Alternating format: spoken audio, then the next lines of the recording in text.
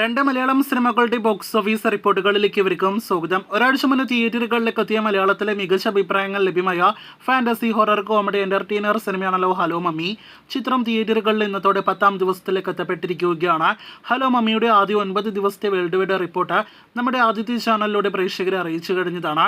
അതൊരിക്കൽ കൂടി അറിയിക്കുകയാണെങ്കിൽ കേരളത്തിൽ 3,10,00,000 gross collection നേടിയെടുത്ത സിനിമ 4,80,00,000 മുകളിലെ ഗ്രോസ് കളക്ഷനാണ് വേൾഡ് വൈഡ് ആയിട്ട് 9 ദിവസങ്ങൾ കൊണ്ട് നേടിയെടുത്തിരിക്കുന്നത്.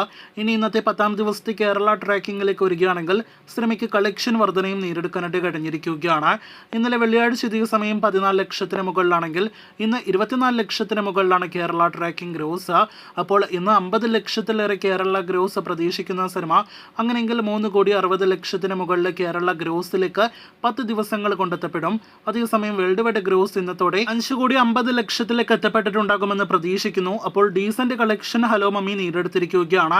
നാളെ ഞായറാഴ്ചത്തെ ഉൾപ്പെടെയുള്ള കളക്ഷൻ കണക്കുകൾ കേട്ട് കാത്തിരിക്കൂ. ഒരാഴ്ച മുന്നേ ഒരു മലയാളം അവാർഡ് സിനിമ ചെറിയ രീതിയിൽ വിവാദമുണ്ടാക്കിയ സിനിമ തിയേറ്ററുകളിൽ റിലീസ് ചെയ്തിരുന്നുവല്ലോ. ഓൾ വി ഇമാജിനേഴ്സ് ലൈറ്റ്, ഒപ്പം തന്നെ പ്രഭയായി നനച്ചതെല്ലാം എന്നീ പേരുകളിലായിരുന്നു കനി കുസൃതി, ഒപ്പം തന്നെ ദിവ്യപ്രഭ തുടങ്ങിയവർ അഭിനയിച്ച സിനിമ തിയേറ്ററുകളിൽ റിലീസ് ചെയ്തത്. ഇപ്പോഴത്തെ ഒരു അവാർഡ് സിനിമയുടെ കളക്ഷൻ എന്ന നിലയിൽ നോക്കുകയാണെങ്കിൽ വളരെ ഡീസന്റ് കളക്ഷൻ സിനിമ കേരളത്തിൽ നിന്നും തമിഴ്നാട്ടിൽ നിന്നും നേടിയെടുത്തിരിക്കുകയാണ്. ഇന്നും 1 ലക്ഷത്തിലേറെ ഗ്രോസ് കളക്ഷൻ ഉറപ്പാക്കിയ സിനിമയുടെ ആകെ കേരള ഗ്രോസ് 20 ലക്ഷം പിന്നിട്ടിരിക്കുകയാണ്.